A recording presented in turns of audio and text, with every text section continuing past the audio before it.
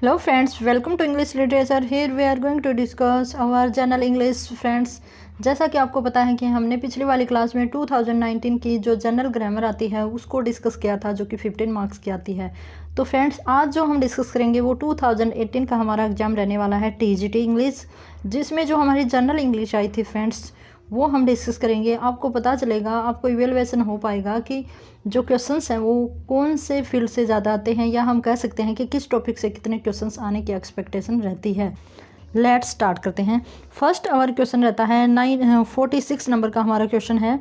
They arrived soon after the word after is used as. देखो friends, ये हमारा question है, ये पार्ट्स ऑफ स्पीच से लिया गया एक क्वेश्चन है, जिसमें इन्होंने ये पार्ट्स ऑफ स्पीच दिए हैं, प्रपोजिशन, एडवर्ब, एडजेक्टिव और कंजंक्शन। तो इनमें से हमें बताना है कि जो ये आफ्टर है ये किस रूप में यूज किया गया है, कि एज ए प्रपोजिशन यूज हुआ है, एडवर्ब, एडजेक्टिव और कंजंक्शन।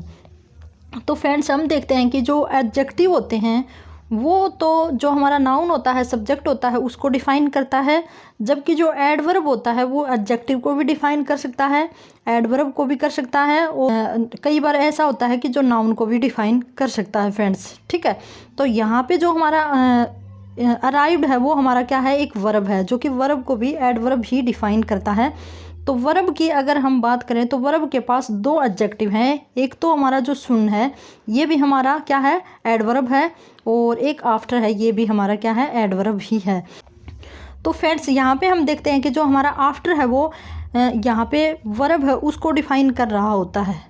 कभी भी जो एडजेक्टिव होगा वो वर्ब को डिफ़ाइन नहीं करेगा। जो एडजेक्टिव होता है वो किसे डिफ़ाइन करता है, नाउन को करता है, सब्जेक्ट को करता है।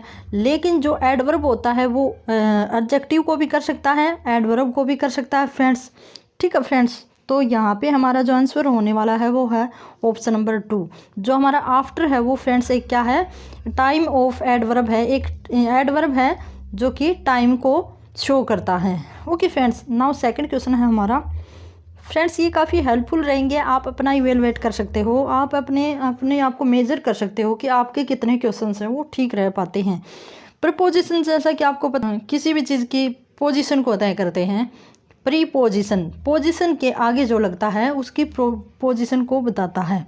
एडवर्ब वो होता है जो वर्ब के आगे लगता है। एडजेक्टिव वो होता है जो नाउन को डिफाइन करता है। कंजक्शन होते हैं जो दो सेंटेंसेस को जोड़ते हैं। ओके फ्रेंड्स, और ये हैं हमारे parts of speech. Now second question है, choose the correct passive construction for the given sentence. यहाँ पे हमें पैसिव फॉर्म बताना है कि फ्रेंड्स देखो, पहले जो हमने क्वेश्चन पेपर हल किया था, सोल्व किया था, उसमें भी एक हमारा पैसिव वॉइस था, एक नरेशन थी, तीन चार क्वेश्चन हमारे वोकैब से रिलेटेड थे, बाकी पार्ट्स ऑफ स्पीच और मॉडल से रिलेटेड हमारे क्वेश्चन थे।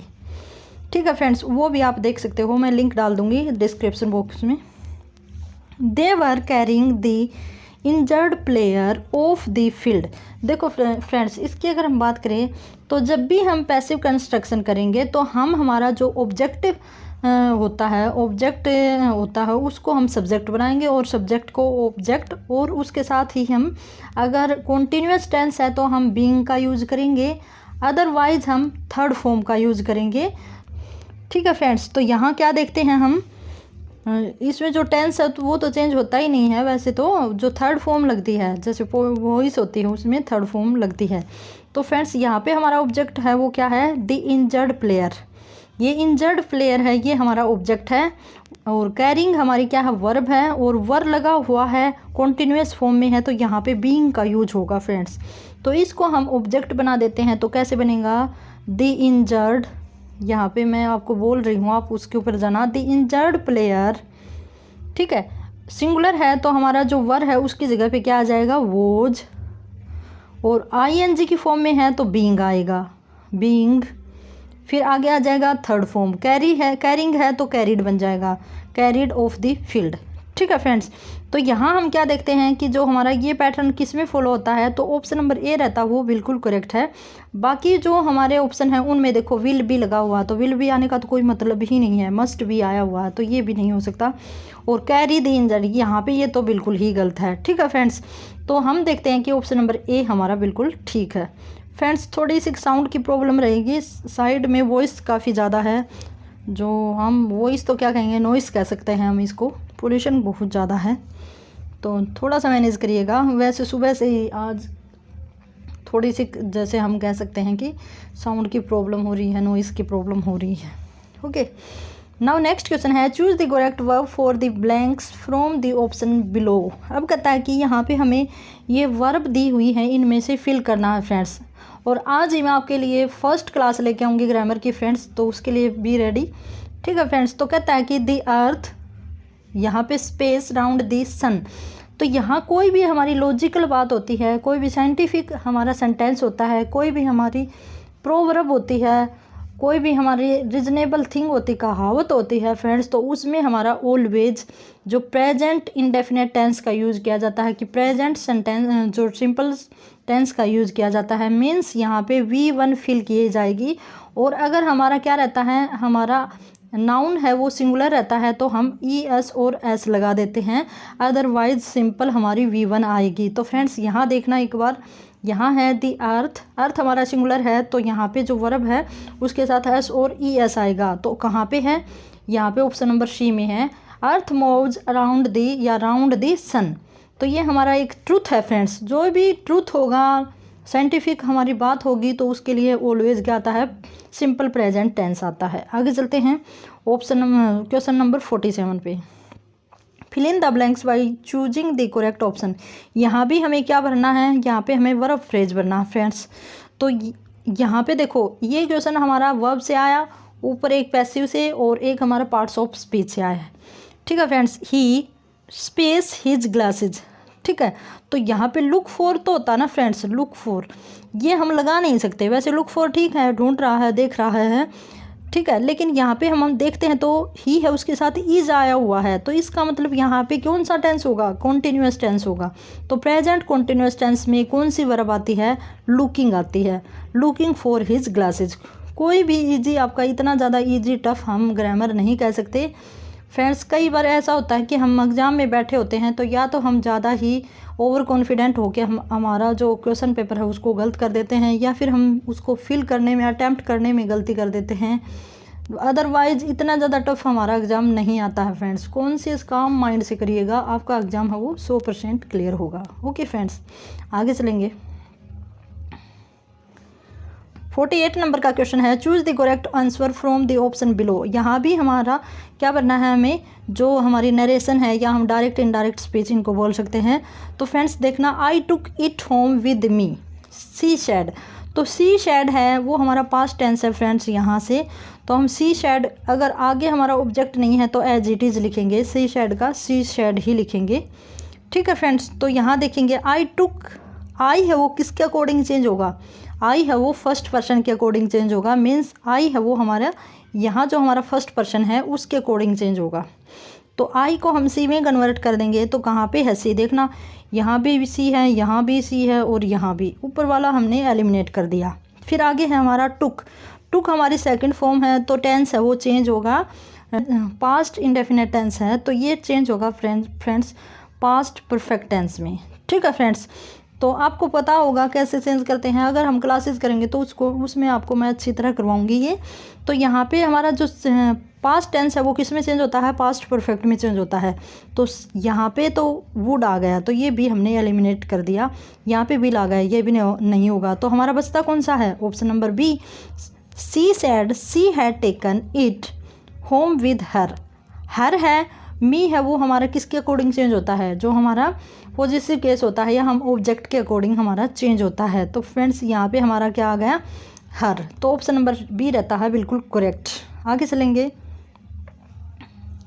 Choose the word which is spelled correctly. अब कहता है कि यहाँ पे करेक्टली स्पेल्ड बताइएगा। तो फ्रेंड्स ये जो स्पेलिंग लिखी हुई है, ये डिसइंटीग्रेशन की स्पेलिंग है सारी की सारी, चारों अलग अलग नहीं है। अगर अलग अलग होती तो थोड़ा सा हमारे लिए टफ बनता, हमारा जो पेपर है ये मॉडरेट ही हम पेपर इसको हम कहेंगे। तो इसमें अगर हम देखें तो डिसइंटीग्रेशन का जो मीनिंग होता है फ्रेंड्स, वो होता है तोड़ना, विघटन करना, ब्रेक डाउन करना। तो यहाँ पे जो ऑप्शन नंबर बी रहता है वो करेक्ट रहता है। डिसइंटीग्रेशन की ये हमारी स्पेलिंग रहेगी DISINTEGRATION। तो ऑप्शन नंबर बी रहेगा करेक्ट। आगे चलते हैं हमारे 52 नंबर के क्वेश्चन के ऊपर। Fill in the blanks with appropriate preposition. इसने पहले से ही दे दिया कि यहाँ पे प्रीपोजिशन बनना है, तो इसका मतलब ये हमारा पार्ट्स ऑफ स्पीच से आया हुआ हमारा क्वेश्चन है। तो देखते हैं, we are going for a drive. देखो यहाँ पे ए ड्राइव ये है वो किसके आगे लगता है, नाउन के आगे लगता है। जब हम किसी चीज़ को नाउन बनाएंगे तो उसके आगे हम दा लगा सकते हैं, किसी भी स्पेशल चीज़ के साथ हम दा का यूज़ करते हैं, अदरवाइज़ हम ए का और दी का यूज़ नहीं करते नाउन के बिना। तो फ्रेंड्स दी या ए जो लगा दिया तो इसका मतलब ये क्या है, नाउन है। हम एक ड्राइव पे जा रहे हैं, यहाँ पे चलाना नहीं हुआ है, यहाँ पे एक जर्नी यहाँ पे ये यूज किया गया है कि we are going for a journey, for a drive, ठीक है, इन दी कंट्री, ठीक है। तो ऑप्शन नंबर सी रहेगा हमारा करेक्ट। आगे चलेंगे, hearing the noise the boy woke up. अब कहता है कि देखो ये हमारा जिरंड है फ्रेंड्स। क्यों है जिरंड, बिकॉज ऑफ ये नाउन की जगह पे यूज हुआ है। यहाँ पे जो पूरा फोकस दिया गया है, अगर हम हियरिंग को हटा देते हैं तो आगे सेंटेंस का कोई भी रोल नहीं रहता। The noise the boy wake up कुछ नहीं बना। अब इसका जो एग्जैक्ट जो सेंस निकल के आती है वो क्या है, शोर सुनने के बाद, शोर सुनने के बाद, सुनने के बिना जो हमारा शोर है उसका कोई भी यहाँ पे अस्तित्व नहीं है। तो हियरिंग वर्ब प्लस आईएनजी की जो फॉर्म होगी, जो नाउन के रूप में यूज होगी, वो हमारा क्या होता है, जिरंड होता है फ्रेंड्स। और जिरंड यहाँ पे दिया नहीं है, एक तो ये बात है। तो फ्रेंड्स इसका मतलब यहाँ पे हमारा जो ऑप्शन नंबर 4 रहेगा वो बिल्कुल ठीक रहेगा। बिकॉज ऑफ कैसे, प्रोनाउन है नहीं, नाउन है नहीं, ठीक है, वर्ब भी नहीं है ये, तो हमारा क्या बचता है, पार्टिसिपल बचता है, प्रेजेंट पार्टिसिपल के रूप में ये यूज हुआ है। आगे चलेंगे, शायद मैंने क्लासेस करवा भी रखी हैं पार्टिसिपल जिरंड वगैरह की, आप देख लेना प्लेलिस्ट में। आगे चलेंगे, ही वोर ए टर्बन मेड ऑफ सिल्क। देखो फ्रेंड्स ये भी हमारा क्या है, अंडरलाइन वर्ड है और पार्ट्स ऑफ स्पीच हमें बताना है फ्रेंड्स। तो फ्रेंड्स ये मेड ऑफ सिल्क है, ये किसकी विशेषता है, किसकी कैरेक्टरिस्टिक्स बताई गई है, तो फ्रेंड्स ये टर्बन की, पगड़ी की कैरेक्टरिस्टिक्स ये बताई गई है कि जो पगड़ी है, जो टर्बन है वो सिल्क की बनी हुई है। तो जो हमारे विशेषता बताते हैं, जो डिफ़ाइन करते हैं नाउन को, उसको हम क्या कहते हैं, एडजेक्टिव फ्रेज कह सकते हैं। फ्रेज से ये हमारा क्वेश्चन लिया गया है। वैसे भी ये अगर आ जाता कि मेड ऑफ सिल्क है वो एडजेक्टिव है, एडवर्ब है, नाउन है, तो क्या है, ये हमारा एडजेक्टिव ही रहेगा। ठीक है फ्रेंड्स, आगे चलते हैं। Fill in the blanks with appropriate preposition. यहाँ फिर से प्रीपोजिशन के क्वेश्चन आए हुए हैं। We stayed space Mumbai for 5 days। अब देखो फ्रेंड्स, जब हमारा कोई भी बड़ा प्लेस होता है, कोई भी बड़ी जगह दिखाई जाती है, तो वहाँ पे हम इन लगाते हैं, ठीक है। और अगर कोई छोटा विलेज वगैरह, टाउन वगैरह दिखाई दिया जाता है, तो वहाँ पे हम एट लगा सकते हैं फ्रेंड्स, ठीक है फ्रेंड्स। तो यहाँ पे मुंबई है, महानगर है फ्रेंड्स, महानगर है, तो यहाँ पे हम क्या लगाएंगे, इन लगाएंगे, ठीक है फ्रेंड्स। तो काफ़ी ईजी हमारी प्रीपोजिशन आई हुई हैं। Fill in the blanks with appropriate conjunction. ये फिर से हमारा पार्ट्स ऑफ स्पीच आए हैं। Grievance can not be redressed space they are known, ठीक है फ्रेंड्स। तो ग्रीवनेंस क्या होता है, शिकायत करना, कंप्लेंट करना, कोई भी कष्ट। कैन नॉट बी नहीं किए जा सकती, रिड्रेस्ड होता है उसका सॉल्यूशन करना, कि जो दुख होता है, शिकायत होती है, उसका कोई भी निवारण नहीं है, कोई भी सॉल्यूशन नहीं है। दे आर नोन, जब तक कि हम उसको जानेंगे नहीं, जब तक कि हमें पता ही नहीं चलेगा कि प्रॉब्लम कहाँ है, तब तक हम उसका सॉल्यूशन नहीं निकाल सकते। अगर हमें ये ही नहीं पता कि प्रॉब्लम कहाँ है, कैसी प्रॉब्लम है, तो उसका हम जो उपचार है, या हम कह सकते हैं कि उसका सोल्व उसको हम नहीं कर सकते। तो अनलेस होता है जब तक, ठीक है फ्रेंड्स। तो यहाँ पे अनलेस आएगा। वैसे भी देख लेना, एंड होता है वो कंपाउंड सेंटेंसेस को जोड़ता है। बट होता है, ये भी एक कंपाउंड सेंटेंस, या हम कह सकते हैं कि दो अलग अलग सेंटेंसेस को जोड़ता है। बिफोर पहले होता है। आगे हैं, choose the correct word for the following expressions. यहाँ पे भी हमें एक वर्ड चूज करना है, जो कि वन वर्ड सब्स्टिट्यूशन यहाँ दिया गया है। तो वन वर्ड सब्स्टिट्यूशन है वो क्या है, one who makes map and charts. अब क्या कहता है कि एक बंदा जो कि चार्ट्स और मैप बनाता है, उसको क्या कहा जाता है। तो फ्रेंड्स यहाँ हम ऑप्शन नंबर 1 देखते हैं। तो कार्टूनिस्ट, कार्टूनिस्ट तो कार्टून बनाने वाला होता है। कार्टोग्राफर कौन होता है, कार्टोग्राफर होता है हमारा जो ये मैप बनाने वाला, चार्ट बनाने वाला, उसको हम क्या कहेंगे, कार्टोग्राफर। कोरियोग्राफर क्या होता है, जो डांस सिखाते हैं, वही डांसर हम कह सकते हैं, जो डांस सिखाते हैं। और चोर मास्टर होता है हमारा, जो गाने बजाने वाला होता है, जो एक समूह में गायन करते हैं उसको हम, उनको जो सिखाता है उनके आगे जो खड़ा होता है उसको हम चोर मास्टर कहते हैं। तो ऑप्शन नंबर बी रहेगा हमारा करेक्ट, कार्टोग्राफर इसका आंसर होगा। One who makes maps and charts. आगे चलेंगे। Choose the most appropriate model for the blank. यहाँ पे मॉडल आया है फ्रेंड्स, पहला क्वेश्चन है मॉडल यहाँ पे। When I was young, जब मैं युवा था, I dash climb any tree in the forest। अब देखो ये कैपेसिटी को शो की गई है, कब की कैपेसिटी की है, जब मैं यंग था। तो पास्ट की कोई भी कैपेसिटी को शो किया जाता है तो उसमें हम कुड को यूज़ करते हैं। अगर प्रेजेंट की कैपेसिटी को शो करेंगे तो हम कैन का यूज़ करेंगे। तो यहाँ पे ऑप्शन नंबर 4 रहेगा हमारा करेक्ट।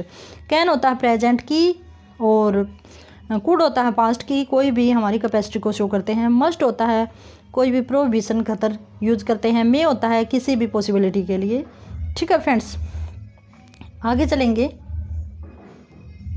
लास्ट हमारे क्वेश्चंस रहते हैं। There is a mystery about his death and the police are looking into it. अब देखो लुकिंग इनटू क्या होता है फ्रेंड्स, ये भी हमारा वर्ब फ्रेज है। लुकिंग इनटू होता है ढूंढना, इन्वेस्टिगेशन करना। ठीक है फ्रेंड्स, कि देयर इज मिस्ट्री अबाउट, कि उसकी डेथ को लेकर मिस्ट्री बनी हुई है और पुलिस है वो उसकी जांच कर रही है, उसकी इन्वेस्टिगेशन कर रही है। तो कौन सा हमारा फ्रेजल वर्ब यूज किया गया है, तो ऑप्शन नंबर ए रहता है, वही हमारा बिल्कुल करेक्ट रहता है फ्रेंड्स। तो यही बिल्कुल ठीक है। टू टेक केयर तो होता है देखभाल करना, to look behind, to revise quickly, ये तो हमारे वैसे भी सेंटेंस में यूज वर्ब फ्रेज है। Fill in the blanks with correct option.